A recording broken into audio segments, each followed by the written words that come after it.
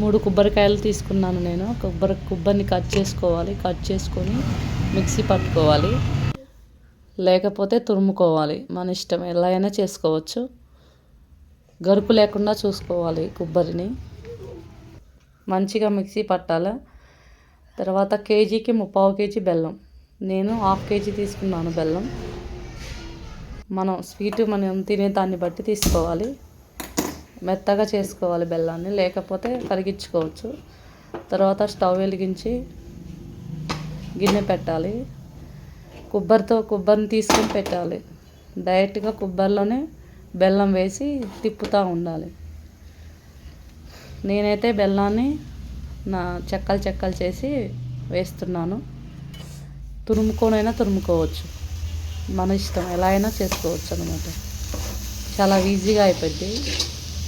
తిప్పుతూ ఉండాలి అడుగంటకుండా.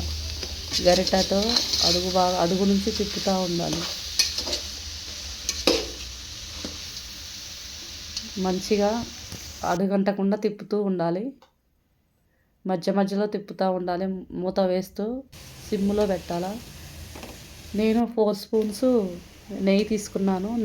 నెయ్యి వేసుకుంటే మంచిగా ఉంటాయని, స్మెల్ నేతి లడ్డూలు బాగుంటాయని. చేతికి అంటకుండా ఉండే విధంగా ఉండాలి. అలాగనే 2 యాలక్కాయలు కూడా తీసుకున్నాను. యాలకులు మనకి హెల్త్కి చాలా మంచిది. మధ్యలో బెల్లాన్ని నలగొట్టుకుంటూ తిప్పుతూ ఉండాలి. అటో ఇటో 1/2 అవర్ పట్టిద్ది. తిప్పుతూ ఉండాలి అడుగంటకుండా, కింద నుంచి పైదాకా. కొంచెం కష్టమైన ఇష్టంతో చేయాలి. ఒక లైక్ చేసి సబ్స్క్రైబ్ చేసుకోండి ఫ్రెండ్స్. చూస్తున్నారు కానీ ఎవరు సబ్స్క్రైబ్ చేయటం లేదు. తర్వాత ఫ్యాన్ దగ్గర తీసుకొచ్చి ఆరబెట్టాలి. తర్వాత చేతికి అంటకుండా ఉండే విధంగా చూసుకోవాలి లడ్డు. అప్పుడు దించేసేయాలన్నమాట.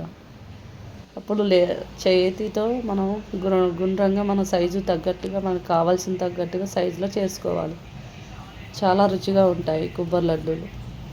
మీరు కూడా ట్రై చేయండి ఫ్రెండ్స్. లైక్ చేసి సబ్స్క్రైబ్ చేసుకోండి మా ఛానల్ను.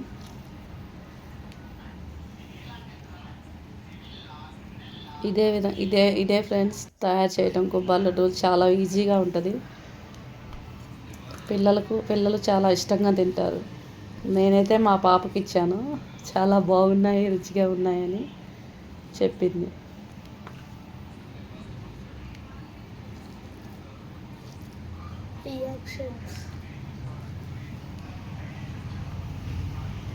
నాకు కొబ్బరి 3 కాయలకు 50-45 వచ్చినాయి లడ్డూలు.